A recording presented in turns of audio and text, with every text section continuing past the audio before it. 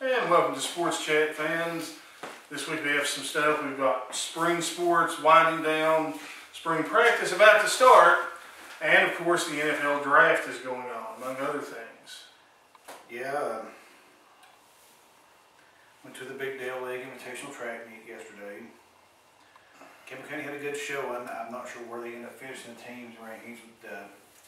At the time, it was nearly over, and the results they had posted to that extent that Campbell County was third behind Maryville and Morristown West. One of the big news on the day, Shayla Goins had set a personal record in the shot put. Yeah, Shayla, she's got a scholarship offer apparently from Cumberland College. Hoping that she gets more interest from other places. I assume she probably will once she gets. I mean, my gosh, she won the hammer throw, which is a college event at the Volunteer Classic, and I expect her to finish in the top 3 in the state, probably in both shot and discus, barring a bad day. Also had a very exciting race in the 100-meter hurdles between Kendra Miller, who just signed with Tennessee Wesleyan, and Kristen Chapman, who is an ETSU signee.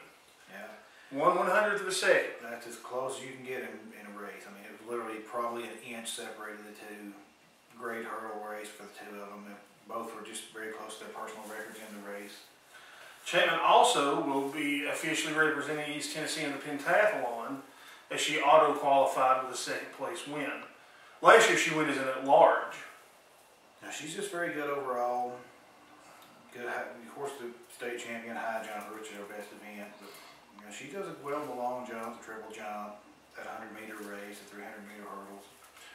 She actually wanted to try pole vaulting this year, and the coaches just felt like that was too dangerous to risk their start. She may actually pole vault at the college level. Kendra, she had her official ceremony for the signing Thursday before the track meet. Her coach is just overjoyed to have her up there. I mean, He made the statement the time she's running right now to compete at the level that she's at in college. Yeah, she's just perfect hurdling form. I mean, you can't ask for anything better. You know, he started his track team out. He just can't believe he found somebody of her caliber. Of course, now she had a lot of offers out there. She just really liked what Tennessee Wesleyan had to offer. She had Cumberland wanted her. Cumberland, Milligan, ETSU.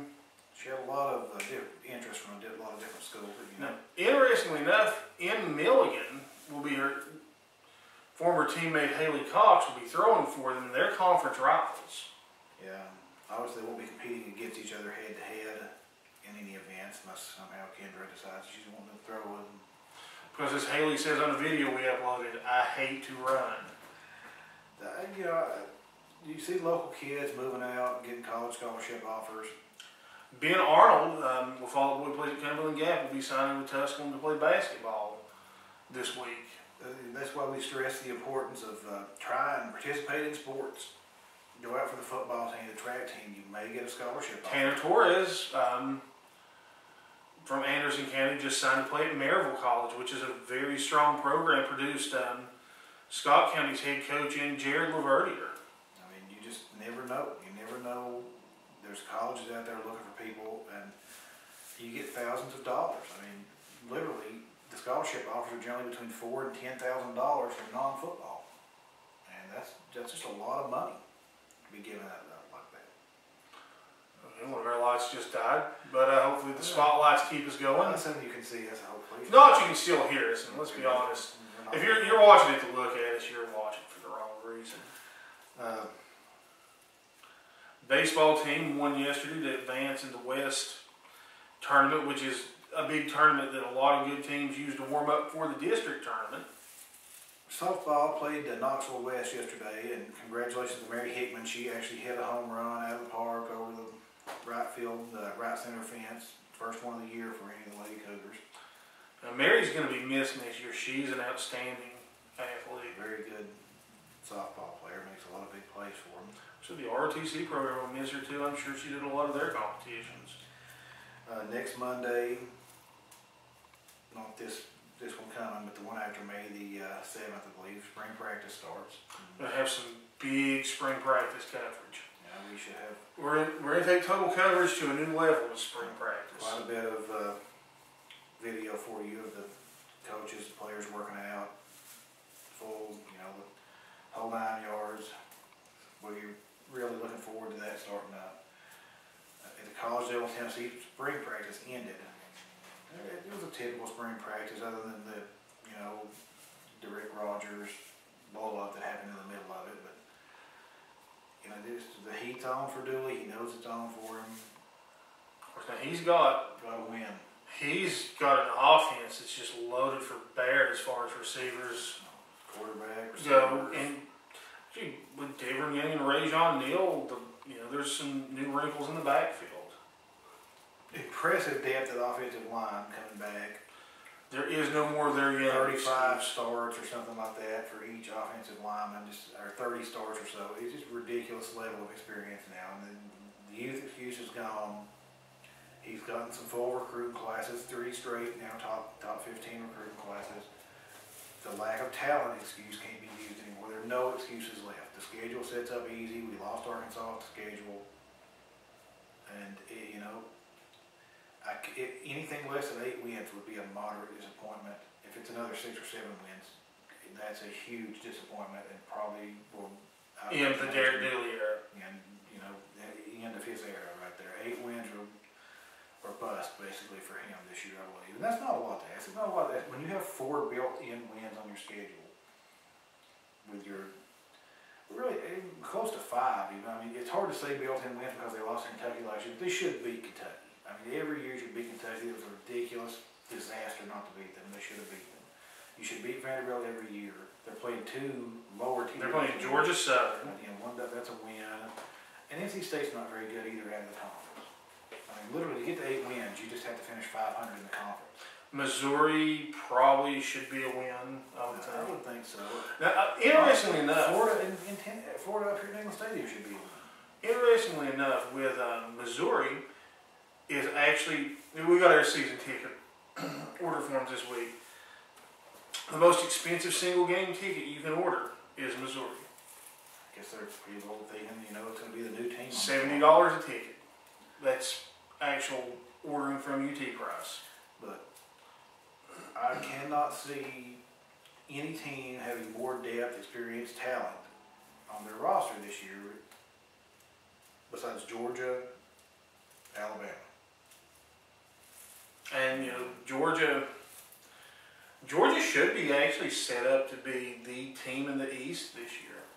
But it's Margaret. So, I mean, South Carolina, they lost some pretty good players. They had some first-round draft picks. They did. That's heading out the door. They should be a bit down. Their running back is coming off a severe injury, Lattimore. He's probably not going to be in that great shape. But you never know. I mean, still, Tennessee should be in no worse than equal footing with South Carolina, Mississippi State, and those guys. And like I say, Georgia, Alabama have the talent, and especially in Alabama's case, a big coaching gap too. But no LSU this year, no Arkansas. Florida's down. Muschamp is probably going to feel a lot of heat this year. I mean, I saw some recent articles about the mess that Urban Meyer left the program in that was much worse off from just a discipline standpoint. Fortunately, that just means he's hopefully going to leave Ohio State in equal mess. It brought me great joy, and I do have high hopes that Ohio State goes down in similar fashion. But, this has got to be the year that you make your big improvement.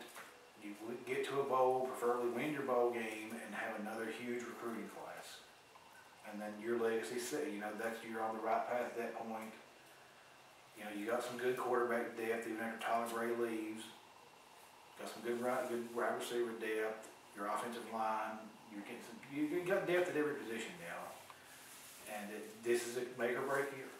Speaking of bowl games, the BCS meetings are going on, and they're trying to decide what the next step is for the national championship. They're thinking of that Final Four game or +1 situation, something along those lines. The money has always been there, but they've still been reluctant to do it. I'm not sure why they suddenly decided to, or if they're willing to suddenly decide. They may not do it still yet. But, the money is always there. People have offered a lot of money from the past to have this playoff system. I mean, even with the Final Four system, that's basically, if they want to do it that way, you figure you'll basically have 2 more games if you want to do it that route. Well, it would add 3 more, I guess. We've already got the national championship game as a separate game. Well, if you had your final four, it would be all your bowls, plus you would have, you know, your 1, 4, 2, 3, and then your final matchup.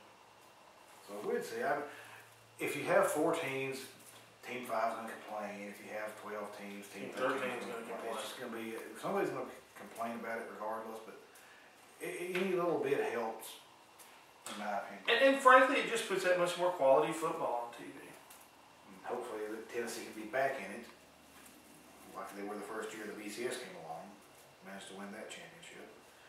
Like I say, it's all on Dooley, all is back now. Other big thing, Pat Summitt actually did go ahead and step down. Holly Ward's been named coach of the Lady Vols. She's brought in a former Lady Vol from the Kentucky staff, and Kyra Elsey, who's turned out to be a pretty good coach. Played for Tennessee, you know, some championships. I want to say she had 3 titles.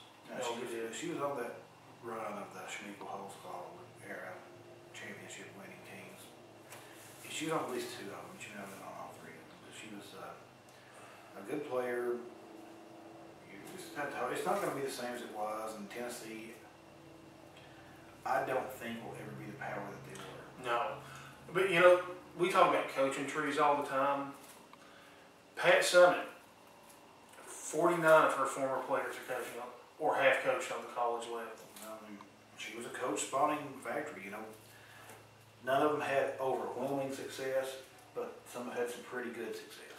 I would say if any of them are ever going to have overwhelming success, it would be Nikki Caldwell. She's got a good shot. Carolyn Peck had some very high-level success, too. But, you know, she made a lot of solid coaches. Nobody's ever going to stack up with what she did at UT.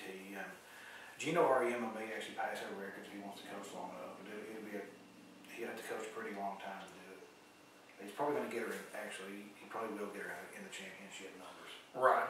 Gino's a good coach. And I think he has 7 right now to her 8. And now she remains. They just signed the #1 player in the country. Too. Oh, they did. They definitely did. She remains head coach emeritus, and she says she will still be involved in recruiting. Yeah. So we'll see. Hopefully, she can actually continue to do that. You know, that's a very debilitating disease. You go down quickly with it. Also, Tyler is now an assistant coach at Marquette. I honestly figure that they're setting up for him to come in as head coach here eventually. I can't imagine that not happening if he has any success at all at Marquette. And I'm not sure how long Holly Ward's willing to do that. She's been a coach on the staff. Well, she's on 25 years. I would say she was an early Summitt player out of Bearden High School. No. Men's basketball front, not really any news going on, to be honest with you. Still questionable recruiting from Hanzo Martin with some of the players I saw that he offered scholarships to lately.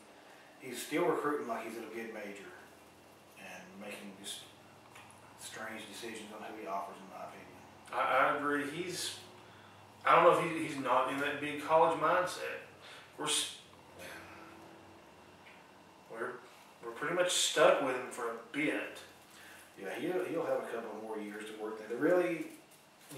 He'll have a couple more years regardless. This next year's team should make the NCAA tournament. If it doesn't, that's when it's spell trouble. And that's just what I'll say about it. You know, you won't get rid of him after next year, but that team really needs to make the NCAA tournament. It's got a lot of talent returning, a lot of 4- and 5-star players on the team. There's no excuse not to make the NCAA tournament this next year. Of course, the NFL draft is going on. No surprise, Andrew Luck and Robert Griffin III go 1 and 2. You know, Luck, he's probably not going to be Peyton Manning, but he should be a good. They also drafted one of his favorite targets from Stanford in their tight end in, I think, the 3rd round. Yeah, they needed some tight end help too.